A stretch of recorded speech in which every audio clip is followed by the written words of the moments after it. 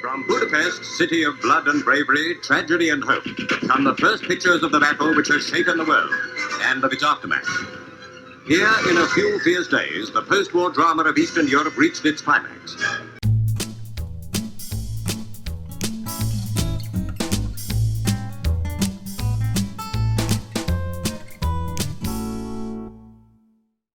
Thank you for joining us for this edition of Conversations with Paul Brown. We are in Pendleton, and we have got Laszlo Solymosi. He's from over the ocean. I've been blessed with a very good memory. I remember as far back as 2 years old. You were born where? In Budapest. Budapest is the capital of Hungary. Okay. The most beautiful city you ever want to visit. Okay. Next things I remember is the Germans coming by, and one of the German tank commanders had a sweet spot for my mom, and he would take me on a ride on the Tiger tank. Really?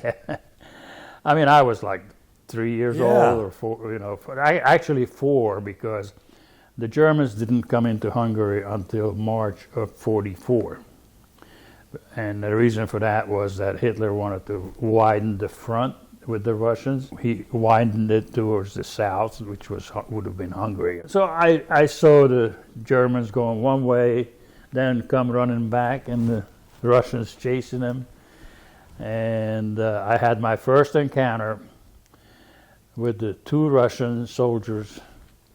We were in the cellar, in the wine cellar, the whole family, And the first encounter was, February of 1945. And then the front went by, and then the recovery after the front was kind of hectic because there were shortages. People didn't know what was going to happen, which way to go, because the Russians were there. The people that instigated the 1919 Bolshevik Revolution in Hungary came out of the woodwork, and with the Russians' help, got put in power, and communism was resting comfortably on the bayonets of the Russian soldiers. After the war, people were robbed on the street. People took their clothes away. They had to go home naked. My father went. My father had 3 sewing machines because he was also a tailor. And he took one of his sewing machines, went about 100 miles away on a train with the sewing machine, a single sewing machine on his back. And he traded it for a piglet. And he walked home the piglet. One morning, the pig was gone. So somebody stole it. People stole anything and everything. Everything that wasn't nailed down, he got stolen, Then communism hit, right? Well, my father lost his job because he was an intellectual. Well, the communists or socialists, the words are interchangeable because nobody really knows what communism is and what socialism is. Most people use these words, they throw it around like they know what they're talking about, but they don't. From 1948 to 1956, 8 years of communist rule until the revolution, we were told that we're building socialism. So, after we had the revolution, for another 20 years they kept building socialism, but they never got it done. They didn't do anything for the people.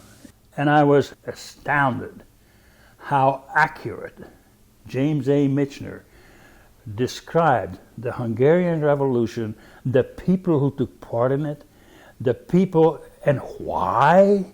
He even went into the why the revolution happened, and it happened with all people that were trained by the communists. A lot of them were true communists, and they rose up against, because they'd been told for several years, for 8 years or so, we're going to have this, we're going to have the workers own the factories, hey, you own everything, everything is free, blah, blah, blah. But when it came to eat at the dinner table, the wife says, you have any money so I can get some meat? And if you didn't have a few chickens running around in the backyard, that you went hungry, you try to find some eggs and make some pasta or something, When you're 17, you get on, your dad puts you on a train. What was his parting words of wisdom? Son, remember one thing. Wherever you go in this world, you will always have to work. And boy, was he ever right. Where did that train take you? That train took me within 10 miles of the Austrian border, and then the rest of the way I had to walk. How far was that? Several miles at least, because I spent some vacation time near the border 2 years prior. So, and that's why I went that way, because I knew the layout of the border, which way it was going to go. A lot of escapees didn't know the border, and they would cross into Austria, and they were happy and healthy, and next thing you know, they're getting caught by the Hungarians because there was a kink in the border, and they went back. And didn't know it. And didn't know it.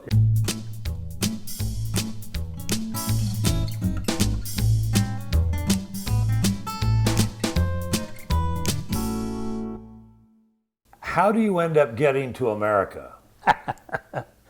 Well, I was sitting in Austria in a refugee camp, and like I said, I wasn't yet 17 until February 17th, and this was like January 14th. I didn't particularly care for the communist ideology and the godlessness and the attitude of the ideology.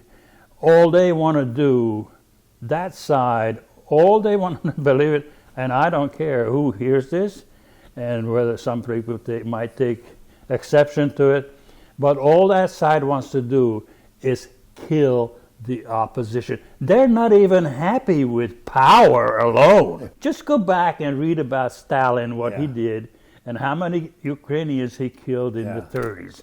The rumors were the communist government is demanding all the children back from Austria that escaped and under the age of 18 and without their parents. Hitchhiked into Vienna, went to every consulate we could find and registered that, please take us, please take us, please take us.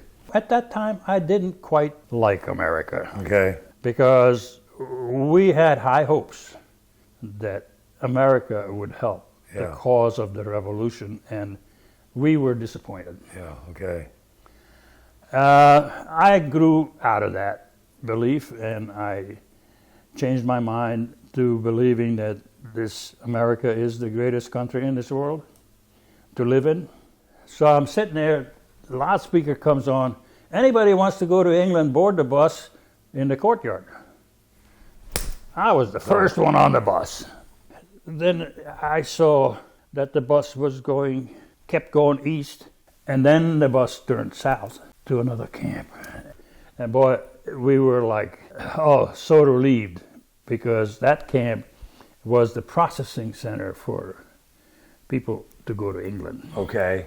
While there, my father was always looking for some help for me, or he was trying to manage my life from back home, So he finds a second cousin of his that was a nurse during the Second World War, and she stayed in England and married an Englishman. Okay. So he writes her a letter to come and get me in Austria. I took the train across Europe, and I saw the white cliffs of Dover. And that was, and even at that age, I already knew what they were, because I read so much when I was a youngster. I loved to read. Yeah.